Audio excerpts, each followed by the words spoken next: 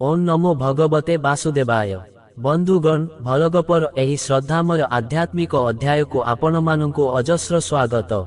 आजिर एही आलोचना केवल एक पौराणिक गल्प नुहे बरं एहा आम अस्तित्वर एक कठोर सत्य एवं आम संस्कारर एक ज्वलंत दर्पण।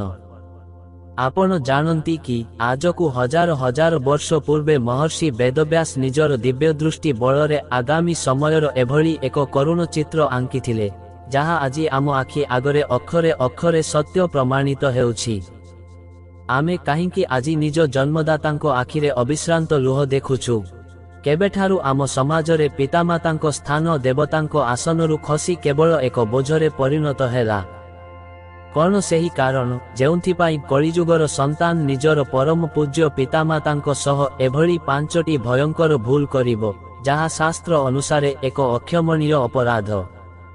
बंधुगण आम ओडिशार जगन्नाथ संस्कृति सारा विश्व को परिवारवादर एक अनन्य शिक्षा दे आसीछि। आम माटीर परंपरा कहे पितृदेवो भव मातृदेवो भव। एठी वृद्ध बापा माँ हेउछंती परिवारर बटवृक्ष घरर चलंती ठाकुर। किंतु समयर कराल चक्ररे आजी सेही पवित्र परंपरा भांगी चुरमार होई जाइछि। आजी आम राज्यर पुरपल्ली ठारू आरंभ करी सहर जाए छतु परी गढ़ी उठिछि शह शह वृद्धाश्रम।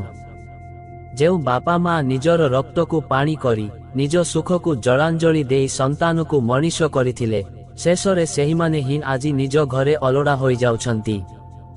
एही जरा बा बार्धक्य आजी संतान पाई सबुठु बड़ बोझ साजिछि एवं सेही वृद्धाश्रम ही सेमानंको शेष ठिकणा पाल्टिछि। आजी आमे आलोचना करिबाकु जाउछु भविष्य पुराणर एक गभीर तथा मर्मस्पर्शी प्रसंग कलिजुगरे संतान पितामातांको सह करिबो एही पांचटी भयंकर भूल। एही प्रसंगटी सेही समयर जेतेबेले नैमिषारण्य तीर्थरे समवेत होइथिबा ऋषिगण महामुनि सूत गोस्वामींकु कलिजुगर मानव धर्म एवं पारिवारिक संपर्कर पतन विषय जिज्ञासा करुथिले। बंधुगण एही गल्पटिरे एभली एक रहस्य लुचि रहिछि जहा आपनंकु चिंता करिबाकु बाध्य करिबो जे आमे सतरे कोन सेही विनाशकारी मार्गरे गति करुछु। सेही पांचटी विशेष भूल कोन जहा जने व्यक्तिर समस्त पुण्य और सुख को मुहूर्तकरे धूलिसात करि दिए। एहार उत्तर आमे गल्पर प्रतिटी परदा खोलिबा सह पाइबा। तेबे आसंतु अंतरर समस्त श्रद्धा और एकाग्रता सह आरंभ करिबा आजिर एही गांभीर्यपूर्ण प्रसंग। जेउंठी श्रोता भावे सौनकादि ऋषि माने अछंती एवं वक्ता भावे विज्ञ सूत मुनि। ध्यान देई शुणंतु कारण एही गोटिए गल्प आपनंको जीवन देखिबार दृष्टिकोण बदलाई देई पारे। नैमिषारण्यर सेही पवित्र बटवृक्ष तले अपूर्व शांति विराजमान करुथिला।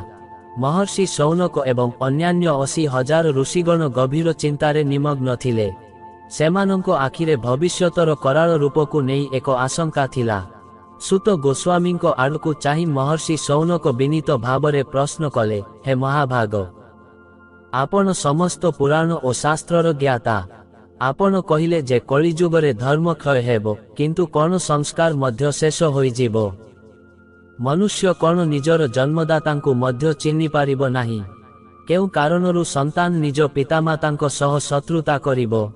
सूत गोस्वामी गंभीर होई कहिले, हे ऋषिगण आपण माने मानव कल्याण पाई अति सुंदर प्रश्न करिसंती।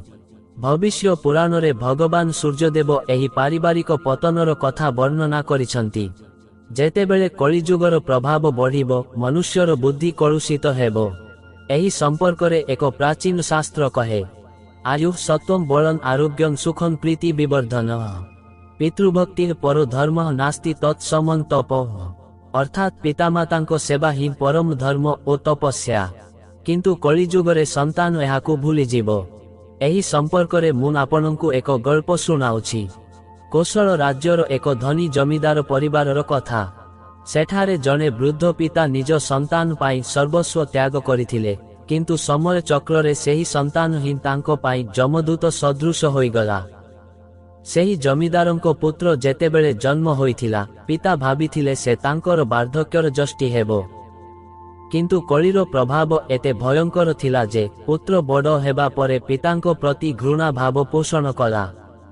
ସେହି ଯୁବକ ଜଣକ ଧନ ଓ ମୋହରେ ଅନ୍ଧ ହୋଇ ପିତାଙ୍କୁ ସେହି 5ଟି ଭୁଲ ମଧ୍ୟରୁ ପ୍ରଥମଟି କରିବାକୁ ଯାଉଥିଲେ, ଯାହା ପରିବାରର ବିନାଶର କାରଣ ସାଜିଲା। ବନ୍ଧୁଗଣ, ସୁତ ମୁନିଙ୍କ ଏହି ବର୍ଣ୍ଣନା ଏତେ ଜୀବନ୍ତ ଥିଲା ଯେ ଋଷିମାନେ ନିଶ୍ୱାସ ରୋକି ଶୁଣୁଥିଲେ। ସେହି ଜମିଦାର ପୁତ୍ର କ'ଣ ପ୍ରଥମ ଭୁଲ କରିଥିଲେ? ସେହି ଘଟଣାଟି କ'ଣ ଥିଲା? ଆସନ୍ତୁ ଜାଣିବା ଏହାର ପରବର୍ତ୍ତୀ ଭାଗରେ। ସୁତ ମୁନି କହିଲେ, ହେ ମୁନିଗଣ, ସେହି ଜମିଦାରଙ୍କ ପୁତ୍ରର ନାମ ଥିଲା ରତ୍ନାକର। ଧନ ସମ୍ପତ୍ତିର ପ୍ରାଚୁର୍ଯ୍ୟରେ ସେ ଏତେ ଅନ୍ଧ ହୋଇଯାଇଥିଲା ଯେ ବାର୍ଦ୍ଧକ୍ୟରେ ଜର୍ଜରିତ ନିଜ ପିତାଙ୍କୁ ସେ କେବଳ ଏକ ବୋଝ ବୋଲି ମନେ କରୁଥିଲା। ଦିନେ ପିତା ଶୁଦ୍ଧ ଚିତ୍ତରେ ସନ୍ଧ୍ୟା ଉପାସନା କରୁଥିବା ସମୟରେ ରତ୍ନାକର ସେଠାକୁ ଆସି ଅତି କର୍କଶ ସ୍ୱରରେ କହିଲା, ହେ ପିତା, ଆପଣଙ୍କର ଏହି ମନ୍ତ୍ର ଜପ ଓ ଧର୍ମ କର୍ମରେ କ'ଣ ମିଳିବ? ଆପଣଙ୍କ ଯୋଗୁଁ ଆଜି ମୋର ସମ୍ମାନ ଧୂଳିସାତ୍ ହେଉଛି। ସମାଜରେ ଲୋକେ ଆପଣଙ୍କର ଏହି ପୁରୁଣା ଚିନ୍ତାଧାରାକୁ ହସୁଛନ୍ତି। ପିତାଙ୍କ ଆଖିରୁ ଲୁହ ଝରି ପଡ଼ିଲା। ସେ ଅତି କ୍ଷୀଣ ସ୍ୱରରେ କହିଲେ, ରେ ପୁତ୍ର, ଶାସ୍ତ୍ର କହେ, ଅଭିବାଦନଶୀଳସ୍ୟ ନିତ୍ୟଂ ବୃଦ୍ଧୋପସେବିନଃ ଚତ୍ୱାରି ତସ୍ୟ ବର୍ଦ୍ଧନ୍ତେ ଆୟୁର୍ବିଦ୍ୟା ଯଶୋ ବଳମ୍। ଅର୍ଥାତ୍ ଯିଏ ବୃଦ୍ଧ ଓ ପିତାମାତାଙ୍କୁ ସମ୍ମାନ କରେ, ତାର ଆୟୁ, ବିଦ୍ୟା, ଯଶ ଓ ବଳ ବୃଦ୍ଧି ହୁଏ। କିନ୍ତୁ ତୁ ଆଜି ମୋର ବାର୍ଦ୍ଧକ୍ୟକୁ ପରିହାସ କରୁଛୁ। ରତ୍ନାକର ହସିଦେଇ କହିଲା, ଏସବୁ କେବଳ କାଳ୍ପନିକ କଥା। ଆଜିର ଯୁଗରେ କେବଳ ଶକ୍ତି ଓ ଧନର ମୂଲ୍ୟ ଅଛି। ବନ୍ଧୁଗଣ, ଏହା ହିଁ ଥିଲା ପ୍ରଥମ ଭୁଲ, ପିତାମାତାଙ୍କୁ ଅବଜ୍ଞା କରିବା ଏବଂ କଟୁ ବଚନ କହି ସେମାନଙ୍କ ହୃଦୟକୁ ବିଦୀର୍ଣ୍ଣ କରିବା। କଳିଯୁଗର ସନ୍ତାନ ପ୍ରଥମେ ନିଜର ବାଣୀ ଉପରେ ନିୟନ୍ତ୍ରଣ ହରାଇବ। ସେ ଭୁଲିଯିବ ଯେ ଯେଉଁ ଓଠରେ ସେ ଆଜି କଟୁ ଶବ୍ଦ କହୁଛି, ଦିନେ ସେହି ଓଠରେ ପିତାମାତା ହିଁ ପ୍ରଥମେ ମା ଓ ବାପା ଶବ୍ଦ ଶିଖାଇଥିଲେ। ଋଷି ଶୌନକ ପଚାରିଲେ, ପ୍ରଭୁ, ଏହାପରେ ରତ୍ନାକର କ'ଣ କଲେ? ସେହି ବୃଦ୍ଧ ପିତା ସେହି ଅପମାନକୁ କିପରି ସହିଲେ? ସୁତ ମୁନି କହିଲେ, ହେ ଋଷିବର, ଅପମାନର ବିଷ ଜଳାଠାରୁ ମଧ୍ୟ ଅଧିକ ଦାହକ। ପିତା କୌଣସି ପ୍ରତିବାଦ ନକରି କେବଳ ଭଗବାନଙ୍କୁ ଚାହିଁ ରହିଲେ। କିନ୍ତୁ ପୁତ୍ରର ମୋହ ଏତିକିରେ ସରିନଥିଲା। ସେହି ଅହଙ୍କାର ତାକୁ ଦ୍ୱିତୀୟ ଭୁଲ କରିବାକୁ ବାଧ୍ୟ କଲା। ରତ୍ନାକର କେଉଁ ଦ୍ୱିତୀୟ ଭୟଙ୍କର ଭୁଲ କରିବାକୁ ଯାଉଥିଲା, ଯାହା ଶୁଣିଲେ ଆପଣଙ୍କ ଲୋମ ଟାଙ୍କୁରି ଉଠିବ? ଆସନ୍ତୁ ଜାଣିବା ଆଗାମୀ ଭାଗରେ। ସୁତ ମୁନି କହିଲେ, ହେ ମୁନିଗଣ, ଅଳ୍ପ ଦିନ ପରେ ରତ୍ନାକର ଚିନ୍ତା କଲା, ଏହି ବୃଦ୍ଧ ପିତା ଯେଉଁ ଘରେ ରହୁଛନ୍ତି, ତାହା ପ୍ରାସାଦର ସବୁଠାରୁ ଶାନ୍ତ ଓ ସୁନ୍ଦର କକ୍ଷ। କିନ୍ତୁ ଏବେ ସେଠାରେ ରହିବା ପାଇଁ ରତ୍ନାକର ନିଜର ଜଣେ ବିଳାସୀ ବନ୍ଧୁ ପାଇଁ ସ୍ଥାନ ଖୋଜୁଥିଲା। ସେ ପିତାଙ୍କ ପାଖକୁ ଯାଇ କହିଲା, ପିତା, ଆପଣଙ୍କୁ ଏତେ ବଡ଼ କକ୍ଷର କ'ଣ ପ୍ରୟୋଜନ? ଆପଣ ବାହାରେ ଥିବା ସେହି ପୁରୁଣା କୁଟୀରରେ ରହିଲେ ଭଲ ହେବ। ସେଠାରେ ଆପଣ ଶାନ୍ତିରେ ଜପ କରିପାରିବେ। ଏହା କେବଳ ପରାମର୍ଶ ନଥିଲା, ବରଂ ଏକ ଆଦେଶ ଥିଲା। ସେହି ବୃଦ୍ଧ ପିତା, ଯିଏ ଦିନେ ନିଜ ହାତରେ ସେହି ଅଟ୍ଟାଳିକା ନିର୍ମାଣ କରିଥିଲେ, ନିଜର ସନ୍ତାନକୁ ସୁଖରେ ରଖିବା ପାଇଁ ସର୍ବସ୍ୱ ତ୍ୟାଗ କରିଥିଲେ, ଆଜି ସେହି ସନ୍ତାନ ତାଙ୍କୁ ସେହି ଘରୁ ବାହାର କରିଦେଲା। କେବଳ ସେତିକି ନୁହେଁ, ରତ୍ନାକର ପିତାଙ୍କୁ ଦିଆଯାଉଥିବା ଭୋଜନର ପରିମାଣ ମଧ୍ୟ କମାଇ ଦେଲା। ସେ କହିଲା, ଏହି ବୟସରେ ଅଧିକ ଖାଇଲେ ରୋଗ ହେବ, ତେଣୁ ଦିନକୁ ଥରେ ସାମାନ୍ୟ ଅନ୍ନ ହିଁ ଯଥେଷ୍ଟ। ବନ୍ଧୁଗଣ, ଏହା ହିଁ ଦ୍ୱିତୀୟ ଭୁଲ, ଜନ୍ମଦାତାଙ୍କୁ ଅନ୍ନ ଓ ଆଶ୍ରୟ ପାଇଁ କଷ୍ଟ ଦେବା। କଳିଯୁଗର ଏହା ଏକ ବିଷାଦମୟ ଚିତ୍ର। ଶାସ୍ତ୍ର କହେ, ମାତୃଦେବୋ ଭବ ପିତୃଦେବୋ ଭବ। କିନ୍ତୁ ରତ୍ନାକର ଭୁଲି ଯାଇଥିଲା ଯେ ଯେଉଁ ପିତାଙ୍କ ଅନ୍ନ ମୁଠାକୁ ସେ ଆଜି କାଟି ଦେଉଛି, ସେହି ପିତା ଦିନେ ନିଜେ ଉପାସ ରହି ପୁଅର ପେଟ ପୁରାଇଥିଲେ। ବୃଦ୍ଧ ପିତା ସେହି ଭଙ୍ଗା କୁଟୀରର ଏକ କୋଣରେ ପଡ଼ି ରହିଲେ। ଦେହ କ୍ଷୀଣ ହୋଇ ଆସୁଥିଲା, କିନ୍ତୁ ଆତ୍ମା ଏବେ ବି ସନ୍ତାନ ପାଇଁ ମଙ୍ଗଳ କାମନା କରୁଥିଲା। ଋଷିମାନେ ଆଶ୍ଚର୍ଯ୍ୟ ହୋଇ ପଚାରିଲେ, ହେ ସୁତ, ପୁତ୍ରର ଏତାଦୃଶ ପାପ କ'ଣ ଭଗବାନ ଦେଖୁ ନଥିଲେ? ଏହାପରେ ରତ୍ନାକରର ଉଦ୍ଧତତା କେଉଁ ସୀମାକୁ ଗଲା? ସୁତ ମୁନି କହିଲେ, ଧୈର୍ଯ୍ୟ ଧରନ୍ତୁ ମୁନିଗଣ, ପାପର ଘଡ଼ି ପୂର୍ଣ୍ଣ ହେବାକୁ ଆହୁରି ଅନେକ କିଛି ବାକି ଅଛି। ଏବେ ତୃତୀୟ ଭୁଲର ପର୍ଯ୍ୟାୟ ଆସିଲା, ଯାହା ଅତ୍ୟନ୍ତ ଭୟଙ୍କର। କ'ଣ ସେହି ତୃତୀୟ ଭୁଲ, ଯାହା ରତ୍ନାକରକୁ ନର୍କର ଦ୍ୱାର ଆଡ଼କୁ ଠେଲି ଦେଉଥିଲା? ଆସନ୍ତୁ ଜାଣିବା ପରବର୍ତ୍ତୀ ଅଧ୍ୟାୟରେ। ସୁତ ମୁନି କହିଲେ, ହେ ଋଷିଗଣ, ସମୟର ଚକ୍ର ବୁଲିଲା। ବର୍ଷା ଋତୁର ଘୋର ଅନ୍ଧକାର ରାତି, ବାହାରେ ପ୍ରବଳ ବର୍ଷା ସାଙ୍ଗକୁ ଶୀତଳ ପବନ। ସେହି ଭଙ୍ଗା କୁଟୀରରେ ରହୁଥିବା ବୃଦ୍ଧ ପିତା ହଠାତ୍ ଗୁରୁତର ଅସୁସ୍ଥ ହୋଇପଡ଼ିଲେ। ତାଙ୍କ ଶରୀର ଜ୍ୱରରେ ଥରୁଥିଲା, କଣ୍ଠରୁ କେବଳ କ୍ଷୀଣ ସ୍ୱରରେ ପୁତ୍ର ପୁତ୍ର ବୋଲି ଶବ୍ଦ ବାହାରୁଥିଲା। ସେହି ଅସହାୟ ଅବସ୍ଥାରେ ସେ ରତ୍ନାକରକୁ ପାଖକୁ ଡାକିବାକୁ ଚାହୁଁଥିଲେ, କେବଳ ଟିକିଏ ସ୍ପର୍ଶ ପାଇଁ। କିନ୍ତୁ ରତ୍ନାକର ସେତେବେଳେ ନିଜର ମଉଜ ମଜଲିସରେ ବ୍ୟସ୍ତ ଥିଲା। ସେବକମାନେ ଯେତେବେଳେ ଯାଇ ଜଣାଇଲେ ଯେ ପିତାଙ୍କ ଅବସ୍ଥା ସଙ୍କଟାପନ୍ନ, ରତ୍ନାକର କହିଲା, ତାଙ୍କର ତ ସବୁବେଳେ କିଛି ନା କିଛି ରୋଗ ଲାଗି ରହିଛି। ମୋର ନିଦ ଖରାପ କରନି, ସକାଳ ହେଲେ ଦେଖିବା। ବନ୍ଧୁଗଣ, ସେହି ରାତି ସାରା ପିତା ଯନ୍ତ୍ରଣାରେ ଛଟପଟ ହେଲେ, କିନ୍ତୁ ପୁଅ ପାଖକୁ ଆସିଲାନି। ଏହା ହିଁ ହେଉଛି ତୃତୀୟ ଭୁଲ। ଯେତେବେଳେ ପିତାମାତା ଶାରୀରିକ ବା ମାନସିକ ଭାବେ ଅସହାୟ ହୋଇପଡ଼ନ୍ତି, ସେତେବେଳେ ସେମାନଙ୍କୁ ଏକାକୀ ଛାଡ଼ିଦେବା। ଶାସ୍ତ୍ରରେ କୁହାଯାଇଛି, ଜୀବିତେ ବାକ୍ୟକରଣାତ୍ ପ୍ରତ୍ୟବ୍ଦମ୍ ଭୂରି ଭୋଜନାତ୍ ଗୟାୟାନ୍ ପିଣ୍ଡଦାନାଚ୍ଚ ତ୍ରିଭିର୍ ପୁତ୍ରସ୍ୟ ପୁତ୍ରତା। ଅର୍ଥାତ୍ ଜୀବିତ ଅବସ୍ଥାରେ ପିତାମାତାଙ୍କ ଆଜ୍ଞା ପାଳନ କରିବା ଏବଂ ସେମାନଙ୍କ ଦୁଃଖ ସମୟରେ ସେବାରେ ରହିବା ହିଁ ପ୍ରକୃତ ପୁତ୍ରର ଧର୍ମ। କିନ୍ତୁ ରତ୍ନାକର ଭାବୁଥିଲା ପିତାଙ୍କ ସେବା କରିବା ଅର୍ଥ ନିଜ ସମୟ ନଷ୍ଟ କରିବା। ତା ପାଇଁ ପିତାଙ୍କ ଅସୁସ୍ଥତା ଏକ ଅସୁବିଧା ଛଡ଼ା ଆଉ କିଛି ନଥିଲା।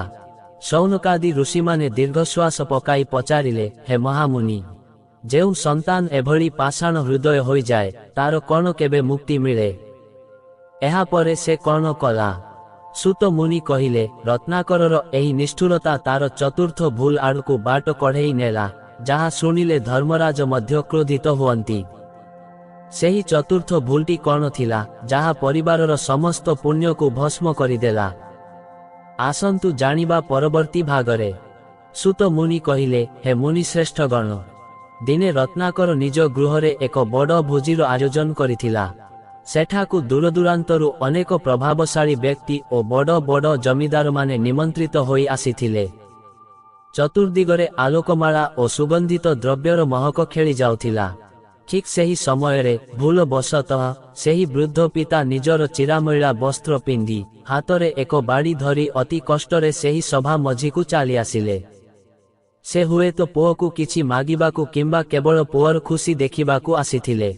ସମସ୍ତ ଅଭ୍ୟାଗତମାନେ ଆଶ୍ଚର୍ଯ୍ୟ ହୋଇ ସେହି ବୃଦ୍ଧଙ୍କ ଆଡ଼କୁ ଚାହିଁଲେ। ରତ୍ନାକର ନିଜର ପ୍ରତିଷ୍ଠା ଓ ଆଭିଜାତ୍ୟର ମୋହରେ ଏତେ ଅନ୍ଧ ଥିଲା ଯେ ସେଠାରେ ପିତାଙ୍କୁ ଦେଖି ସେ ଲଜ୍ଜିତ ଅନୁଭବ କଲା। ସେ ସମସ୍ତଙ୍କ ସାମ୍ନାରେ ପିତାଙ୍କୁ ଜୋରରେ ଧକ୍କା ଦେଇ କହିଲା, ଏହି ଭିକାରୀଟି କୁଆଡ଼ୁ ଆସିଲା? ଏହାକୁ କିଏ ଭିତରକୁ ଛାଡ଼ିଲା? ନେଇଯାଅ ଏହାକୁ ଏଠାରୁ। ପିତା ନିଜ ପୁଅର ମୁହଁକୁ ଚାହିଁ ରହିଲେ। ତାଙ୍କ ଆଖିରେ କ୍ରୋଧ ନଥିଲା, ଥିଲା କେବଳ ଅକଥନୀୟ ବେଦନା। ସେ ଅତି କଷ୍ଟରେ କହିଲେ, ରେ ପୁତ୍ର, ମୁଁ ତୋର ପିତା। କିନ୍ତୁ ରତ୍ନାକର ପାଟି କରି କହିଲା, ମୋ ପିତା ଜଣେ ମହାନ ବ୍ୟକ୍ତି ଥିଲେ, ତୁ ଏକ ଅପଦାର୍ଥ ବୃଦ୍ଧ ଛଡ଼ା ଆଉ କିଛି ନୁହଁ। ବନ୍ଧୁଗଣ, ଏହା ହିଁ ଚତୁର୍ଥ ଭୁଲ। ସର୍ବସାଧାରଣରେ ବା ଅନ୍ୟମାନଙ୍କ ସାମ୍ନାରେ ପିତାମାତାଙ୍କୁ ଅପମାନିତ କରିବା କିମ୍ବା ସେମାନଙ୍କ ପରିଚୟ ଦେବାକୁ ଲଜ୍ଜାବୋଧ କରିବା। ଶାସ୍ତ୍ର କହେ, ମାତା ପିତା ଚ ଦୈବତମ୍।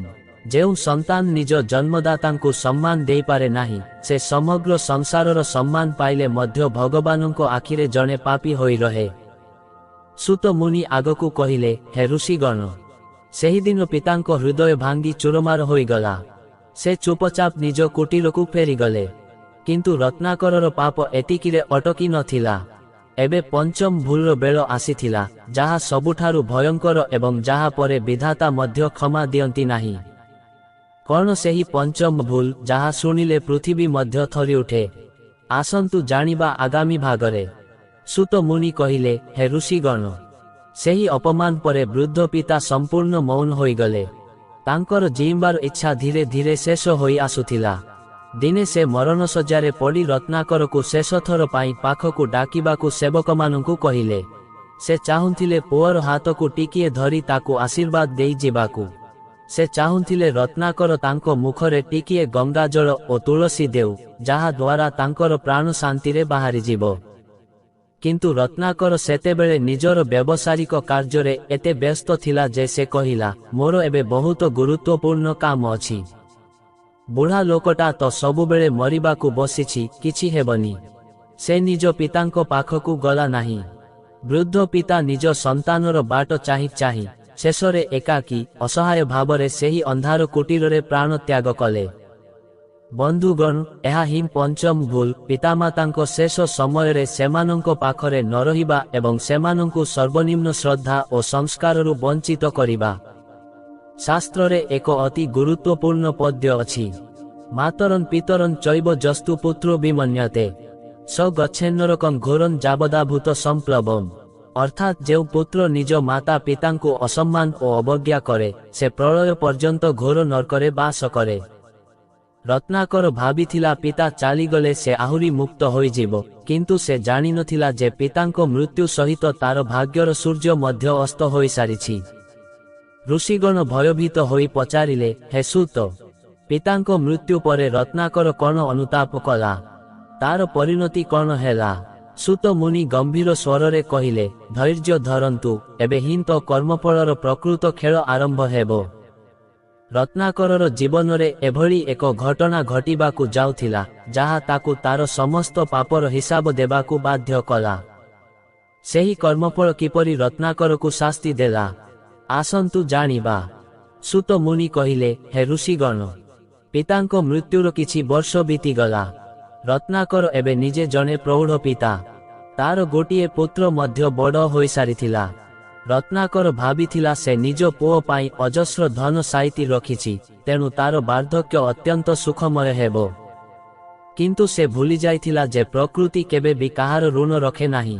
ଦିନେ ରତ୍ନାକର ନିଜ ପୁଅକୁ କିଛି ଉପଦେଶ ଦେବାକୁ ଚେଷ୍ଟା କଲା, କିନ୍ତୁ ପୁଅ ତାକୁ ଅଧାରୁ ଅଟକାଇ ଅତି ଅହଙ୍କାରରେ କହିଲା, ପିତା, ଆପଣଙ୍କର ଏହି ପୁରୁଣା ବାଣୀ ଶୁଣିବାକୁ ମୋ ପାଖରେ ସମୟ ନାହିଁ।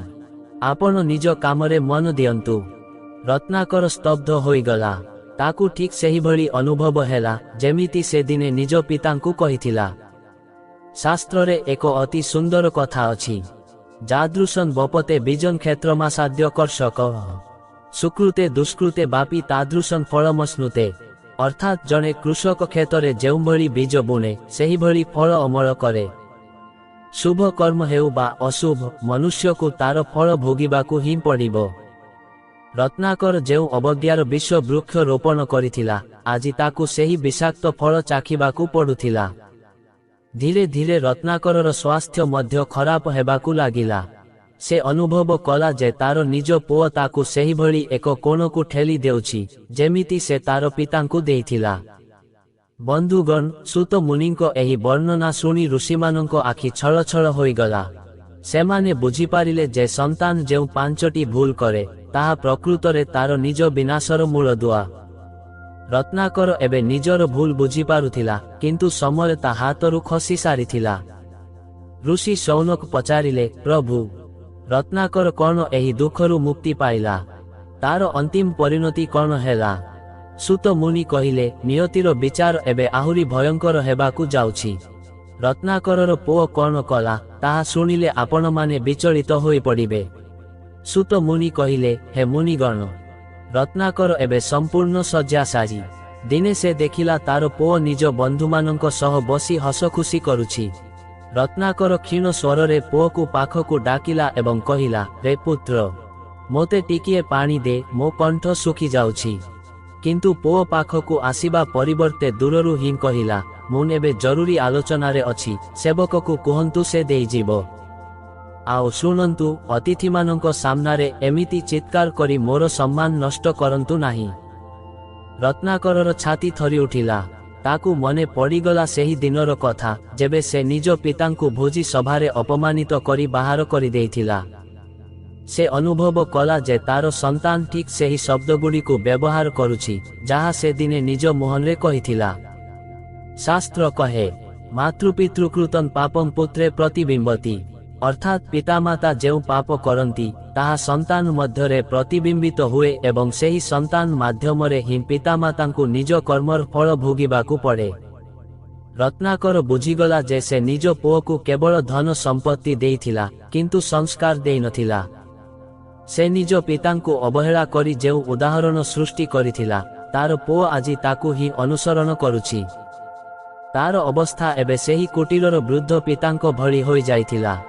ସେ ସେହି ଏକାକୀ ଅନ୍ଧାର କକ୍ଷରେ ପଡ଼ି ରହି ଭଗବାନଙ୍କୁ ପ୍ରାର୍ଥନା କଲା, ହେ ପ୍ରଭୁ, ମୋତେ ଏହି ନର୍କ ଯନ୍ତ୍ରଣାରୁ ମୁକ୍ତି ଦିଅ। ବନ୍ଧୁଗଣ, ସୂତ ମୁନିଙ୍କ ଏହି କଥା ଶୁଣି ଋଷିମାନେ ନିଶବ୍ଦ ହୋଇଗଲେ। ସେମାନେ ଦେଖିଲେ ଯେ ସଂସାରର ସବୁଠାରୁ ବଡ଼ ନ୍ୟାୟାଳୟ ହେଉଛି ନିଜର କର୍ମ।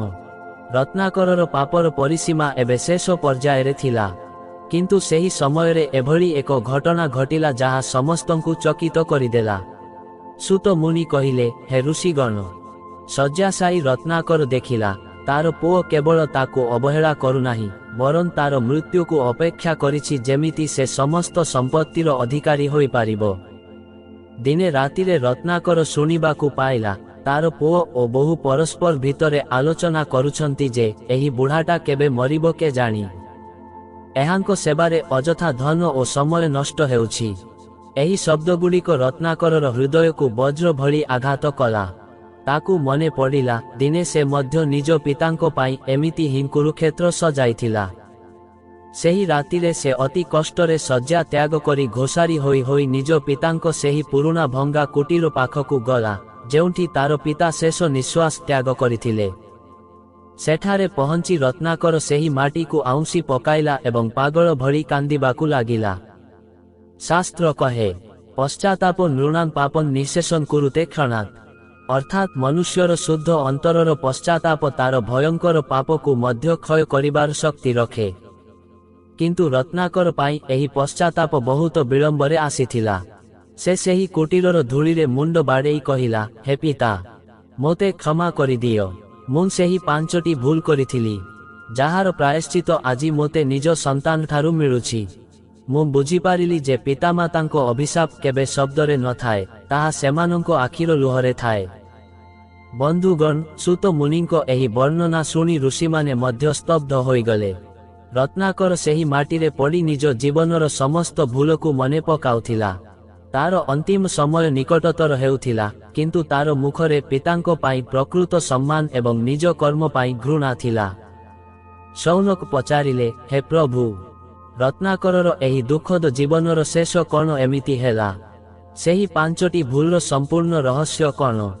ସୂତ ମୁନି କହିଲେ, ହେ ମୁନିବର, ଏବେ ସମୟ ଆସିଛି ରତ୍ନାକରର କାହାଣୀ ମାଧ୍ୟମରେ କଳିଯୁଗର ସନ୍ତାନଙ୍କୁ ସେହି ଚେତାବନୀ ଦେବା ପାଇଁ ଯାହା ସେମାନଙ୍କୁ ପତନରୁ ରକ୍ଷା କରିପାରିବ। ସୂତ ମୁନି କହିଲେ, ହେ ଋଷିଗଣ, ରତ୍ନାକର ସେହି କୁଟୀରର ଦ୍ୱାରଦେଶରେ ପଡ଼ି ରହି ଶେଷ ନିଶ୍ୱାସ ତ୍ୟାଗ କଲା। ଆଶ୍ଚର୍ଯ୍ୟର କଥା ଏହା ଯେ ଯେତେବେଳେ ତାର ମୃତ୍ୟୁ ହେଲା ତାର ପୁଅ କାନ୍ଦିବା ପରିବର୍ତ୍ତେ ଏହି ଚିନ୍ତାରେ ଥିଲା ଯେ କିପରି ଶୀଘ୍ର ଶୁଦ୍ଧିକ୍ରିୟା ଶେଷ କରି ସେ ସମ୍ପତ୍ତିର ଦଲିଲ ନିଜ ନାମରେ କରିବ। ସେ ମଧ୍ୟ ଠିକ୍ ସେହି 5ଟି ଭୁଲ କରିବାକୁ ଯାଉଥିଲା ଯାହା ରତ୍ନାକର କରିଥିଲା। ସୂତ ମୁନି ଏହି କଥା ଶେଷ କରି କହିଲେ, ହେ ମୁନିଗଣ, ରତ୍ନାକରର ଆତ୍ମା ଯମଲୋକରେ ପହଞ୍ଚିଲା ବେଳେ ଧର୍ମରାଜ ଚିତ୍ରଗୁପ୍ତଙ୍କୁ ପଚାରିଲେ, କ'ଣ ଏହି ପାପର କୌଣସି ପ୍ରାୟଶ୍ଚିତ ଅଛି? ଚିତ୍ରଗୁପ୍ତ କହିଲେ, ପିତୃଦେବ ମୃତେ ଯସ୍ୟ ନ ଗୟାଙ୍ଗନ୍ତୁମର୍ହତି, ଯିଏ ଜୀବିତ ଅବସ୍ଥାରେ ପିତାମାତାଙ୍କୁ କଷ୍ଟ ଦିଏ ତା ପାଇଁ ଗୟାର ପିଣ୍ଡଦାନ କିମ୍ବା କୋଟିଏ ତୀର୍ଥ ମଧ୍ୟ ନିଷ୍ଫଳ ହୋଇଯାଏ। ରତ୍ନାକରର ଏହି ଗଳ୍ପ କଳିଯୁଗର ପ୍ରତିଟି ସନ୍ତାନ ପାଇଁ ଏକ ଚେତାବନୀ। କଳିଯୁଗର ପ୍ରଭାବରେ ମଣିଷ ଧନ ପାଇଁ ପାଗଳ ହେବ, ସେ ନିଜର ଜନ୍ମଦାତାଙ୍କୁ ତ୍ୟାଗ କରିବ, ସେମାନଙ୍କୁ ଅନ୍ନ ଓ ବସ୍ତ୍ର ପାଇଁ କଷ୍ଟ ଦେବ, ସମାଜରେ ସେମାନଙ୍କୁ ଅପମାନିତ କରିବ ଏବଂ ଶେଷ ସମୟରେ ସେମାନଙ୍କ ପାଖରେ ରହିବ ନାହିଁ। କିନ୍ତୁ ମନେ ରଖନ୍ତୁ, ଯେଉଁ ସନ୍ତାନ ନିଜ ପିତାମାତାଙ୍କୁ ଦୁଃଖ ଦିଏ ସେ ନିଜ ଜୀବନର ସବୁଠାରୁ ବଡ଼ ସୁରକ୍ଷା କବଚକୁ ନିଜେ ହିଁ ଭାଙ୍ଗିଦିଏ। ବନ୍ଧୁଗଣ, ସୂତ ମୁନିଙ୍କ ଏହି ବର୍ଣ୍ଣନା ଶୁଣି ନୈମିଷାରଣ୍ୟର ସମସ୍ତ ଋଷି ମୌନ ହୋଇଗଲେ। ସେମାନେ ବୁଝିପାରିଲେ ଯେ ସଂସାରରେ ଭବିଷ୍ୟ ପୁରାଣର ଏହି ବାଣୀ କେତେ ପ୍ରାସଙ୍ଗିକ। ରତ୍ନାକରର ଶେଷ ସମୟର ସେହି ଅସହାୟତା ଆଜି ଆମ ସମାଜର ଅନେକ ବୃଦ୍ଧାଶ୍ରମରେ ଦେଖିବାକୁ ମିଳୁଛି। ସୂତ ମୁନି ଶେଷରେ କହିଲେ, ଯେଉଁମାନେ ଏହି 5ଟି ଭୁଲ କରିସାରିଛନ୍ତି ସେମାନଙ୍କ ପାଇଁ ଏକମାତ୍ର ମାର୍ଗ ହେଉଛି ଅନୁତାପ ଓ ସେବା, ନଚେତ୍ କର୍ମର ଚକ୍ର ସମାନ ଭାବେ ସେମାନଙ୍କ ଉପରେ ମଧ୍ୟ ବୁଲିବ। ସୂତ ମୁନିଙ୍କ ଗଳ୍ପର ସାରମର୍ମ ଅନୁସାରେ ଭବିଷ୍ୟ ପୁରାଣରେ ବର୍ଣ୍ଣିତ ସେହି 5ଟି ଭୁଲ ହେଲା ଅବଜ୍ଞା ଓ କଟୁ ବାକ୍ୟ ପ୍ରଯୋଗ। କଳିଯୁଗର ପ୍ରଥମ ଲକ୍ଷଣ ହେଉଛି ସନ୍ତାନ ନିଜର ବୁଦ୍ଧି ଓ ଶିକ୍ଷାର ଅହଙ୍କାରରେ ପିତାମାତାଙ୍କ ଅଭିଜ୍ଞତାକୁ ପରିହାସ କରିବ। ସେମାନଙ୍କୁ ମୂର୍ଖ ବା ପୁରୁଣା କାଳିଆ କହି ତିରସ୍କାର କରିବା ହିଁ ପ୍ରଥମ ପାପ। ଅନ୍ନ ଓ ଆଶ୍ରୟରୁ ବଞ୍ଚିତ କରିବା। ଗଳ୍ପରେ ରତ୍ନାକର ଯେପରି ନିଜ ପିତାଙ୍କୁ ଭୋଜନରୁ ବଞ୍ଚିତ କରିଥିଲା ଆଜିର ସମାଜରେ ମଧ୍ୟ ସନ୍ତାନ ନିଜ ସୁଖ ସୁବିଧା ପାଇଁ ପିତାମାତାଙ୍କୁ ଏକ ଅନ୍ଧାରୁଆ କୋଣକୁ ଠେଲି ଦେଉଛି। ସେମାନଙ୍କର ସର୍ବନିମ୍ନ ଆବଶ୍ୟକତାକୁ ଅବହେଳା କରିବା ଦ୍ୱିତୀୟ ଭୁଲ। ଅସୁସ୍ଥତା ଓ ବିପଦ ସମୟରେ ପରିତ୍ୟାଗ। ଯେତେବେଳେ ପିତାମାତା ସବୁଠାରୁ ଅଧିକ ସନ୍ତାନର ସ୍ପର୍ଶ ଓ ସେବା ଆବଶ୍ୟକ କରନ୍ତି, ସେତେବେଳେ ସେମାନଙ୍କୁ ପରିଚାରକ ବା ସେବକଙ୍କ ଭରସାରେ ଛାଡ଼ିଦେବା କିମ୍ବା ଏକାକୀ ରଖିବା ତୃତୀୟ ଭୟଙ୍କର ଭୁଲ।